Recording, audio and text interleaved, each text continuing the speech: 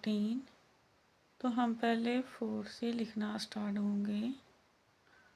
4 लिखेंगे, 8 लिखेंगे, 4 नंबर बढ़ाएंगे, फिर हम 2 लिखेंगे, फिर हम 6 लिखेंगे, फिर हम 0 लिखेंगे, फिर दोबारा हम यही नंबर रिपीट करेंगे और 8 2 6 0।